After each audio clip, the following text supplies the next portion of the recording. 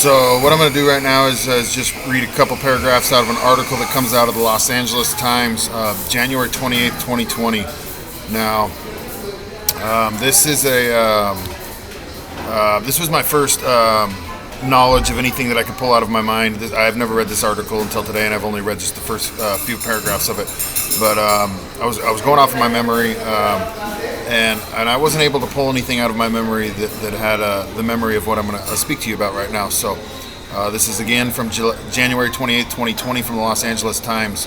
The race to curb the spread of the new strain of coronavirus that has killed more than 130 people worldwide has triggered a massive public health experiment in China that is being closely watched by health experts around the globe.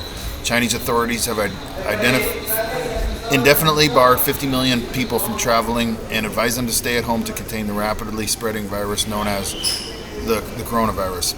A quarantine of this scope is absolutely unprecedented. An emergency medicines professor at Johns Hopkins University said, "I can't think of anything that even comes remotely close." So this was my first thought of the severity of this virus. This is a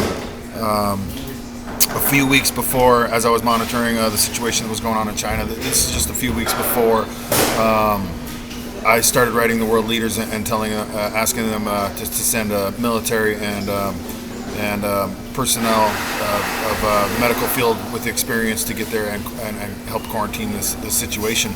In my memory, I had never even heard of anything, and I've been doing this for 10 years. All I do is watch, read, and research. So in my memory, I'd never seen anything with an unprecedented scale of having 50 million people under quarantine.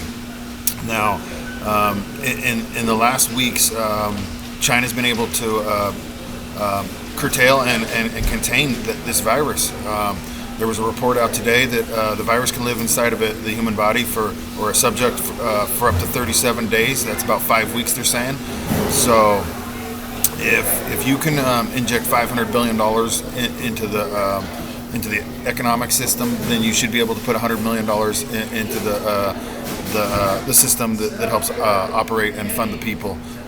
If you're going to have to do a 5 or 6 week quarantine, mass quarantine, on 50 to 100 million people just to stop the spread of the virus, then that's going to be your best bet on everything.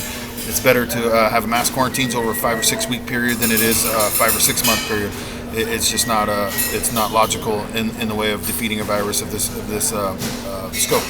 Now, all I can do is encourage that the people that are running Congress, that you guys get together on both sides of the party.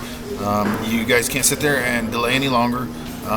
Just reading off the graphs that I've been seeing coming out of off of Twitter, which are just simple graphs. The explosion of this virus through Italy, they're saying there's about a week's time. So in this next week, you need to absolutely get back onto the floor of Congress, and if you guys can approve $8.3 billion for the response to the coronavirus, then you can go ahead and approve another $100 million for the livelihood of the American citizens. This would be a national security issue. The safety and security of the people is guaranteed under the United States Constitution, and therefore securing $100 billion through the lending system should be very easily obtained. Congress, every day that you guys delay from here on out, it's going to prove to be a mistake. And all I can do is sit here from Cancun, Mexico, and hope that you guys do what's right. And I just read you a quick article right there. I didn't finish reading the rest of the article, and I don't have to finish reading the rest of the article because it's not. It doesn't have anything to do with what I already know.